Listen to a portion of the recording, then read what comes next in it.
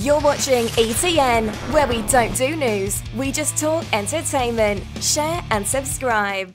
Hey guys, welcome to Entertainment Talk Nation. This is Rob. This video, we're going to do another discussion regarding Godzilla, King of the Monsters. We're going to take one of our Q&A questions and expand on it and do a whole video. This question came from Eric Matthews, who's an admin on the nation.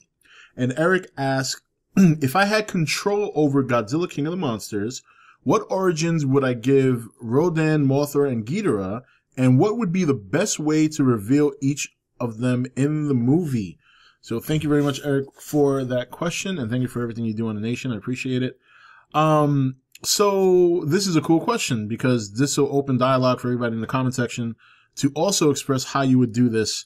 For me personally, the origins I would give Rodan would be probably pretty generic. Like, I'd make him another ancient monster, not a derivative, but like maybe the original first Pteranodon, and one that obviously fed on radiation as well and got very large.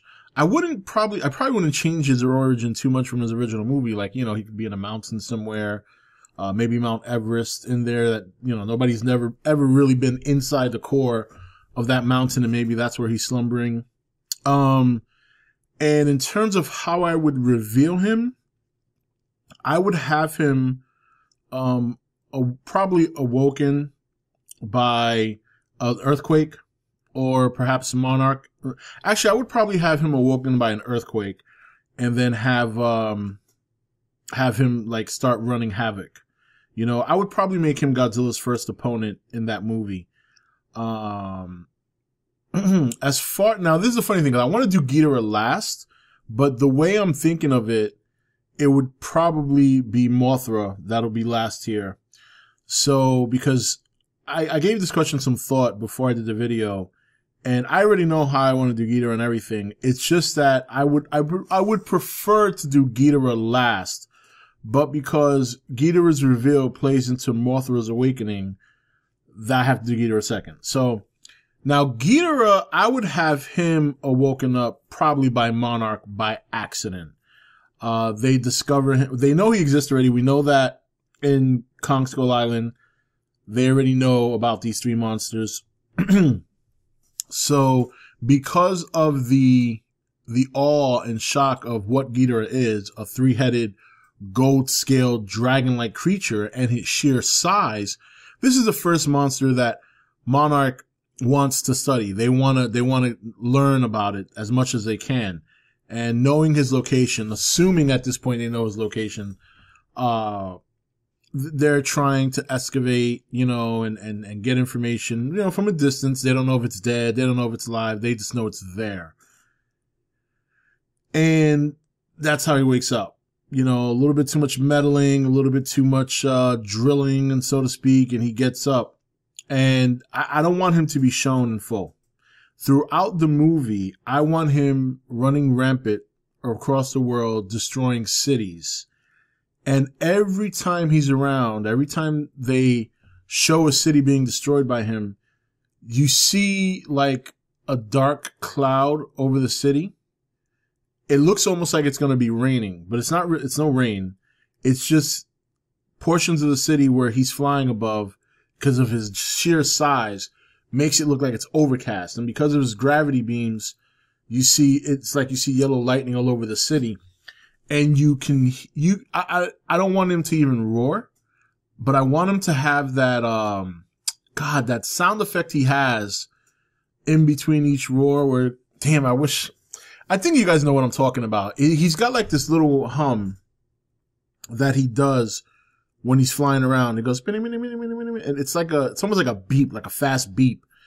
And he does that in between each roar. That's all I want to hear. Like, I don't even want to hear him roaring. All you hear is like loud wing flaps, a dark cloud over because I don't want to be the whole city because that'll make him too big. But over portions of the city that he's flying around, it's almost like a moving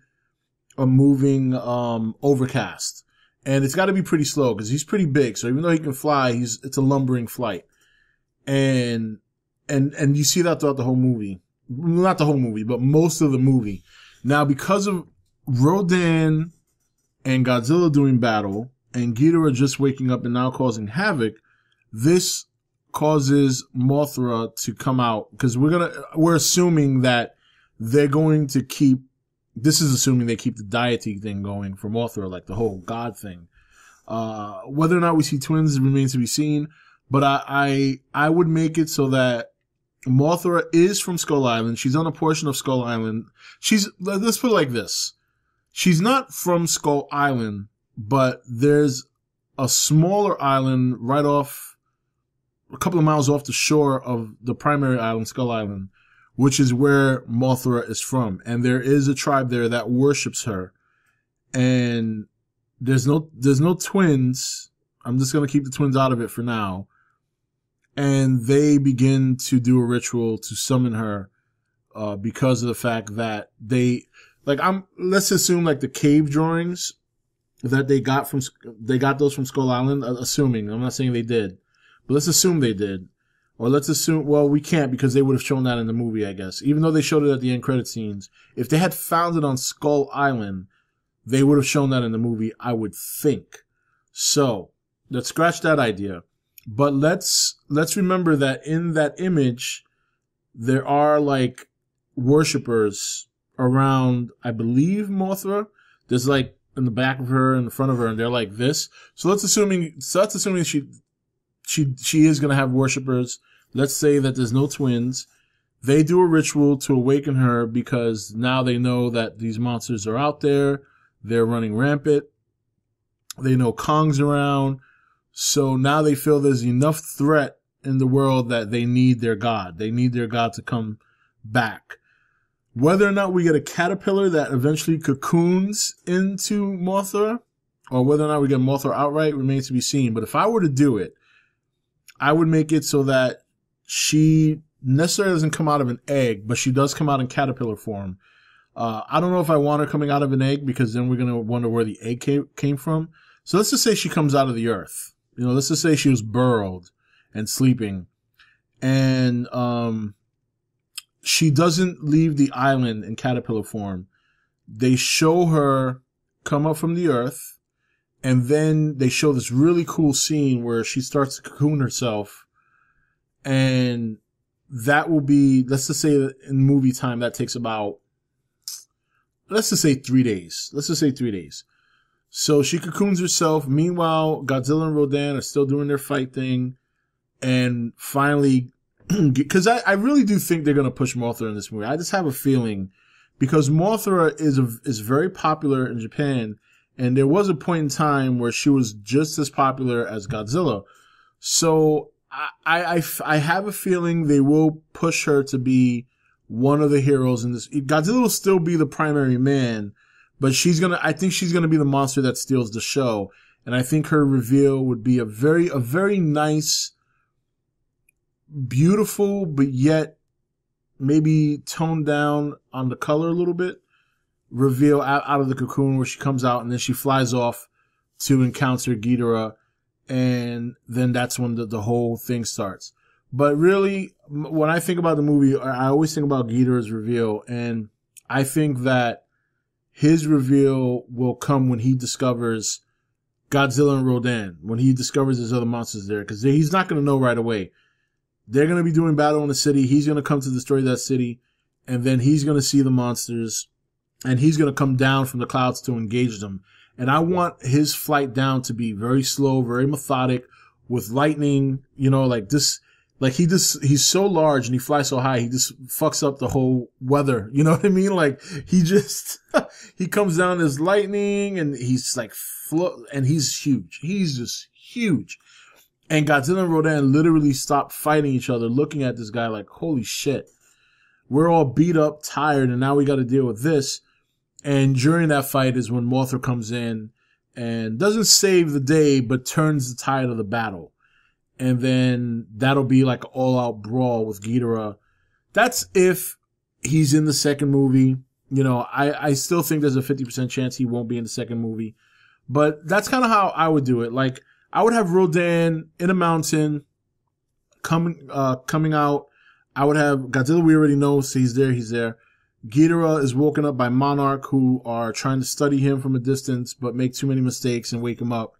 And Mothra is off the coast of, a couple of miles off the coast of Skull Island on a smaller island inhabited by another tribe that worship and serve their god, Mothra. And they do a ritual to wake her, and she goes from waking up in a caterpillar form right into a cocoon state for a couple of days. And once she breaks out of her cocoon, she flies off to join the battle, knowing that now that 3 major strong monsters are awake, wreaking havoc around the world, they feel the need to intervene. So that's how I would do it. I mean, it's very, very Toho show-alike, but that's kind of where some of the cool shit came from. But I really do hope they make Ghidorah look extraordinary, and that they really, I don't want to say drag on the reveal, because you kind of hope the match between the monsters starts at least a good 45 minutes into the movie. But I want his build up to be epic. Like, there's this huge thing in the sky. Nobody can see it. It's causing destruction from a distance. And because of its sheer size and the fact that it's flying and flapping its wings, certain portions of the city that it hovers or flies over just looks like it's overcast. And when you combine that with his gravity beams that look like lightning, it just looks like a lightning storm of epic proportions destroying a city. That's just how I see it. And that's how he goes around the world until he encounters the monsters and it's time for a throwdown. So yeah, that'll be a lot of fun. Anyway, guys, that's it for this video. Mention in the comments, please, how you would reveal the monsters and what origins you would give them. That was a great question, Eric. Thank you very much for that. And we will be doing another Q&A video very, very soon. If not today, definitely tomorrow.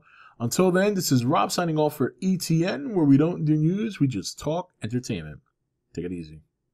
Thank you for watching E.T.N. You can follow E.T.N on Facebook, Twitch or Twitter, or join the Nation Facebook page. Don't forget to click that subscribe button on your way out.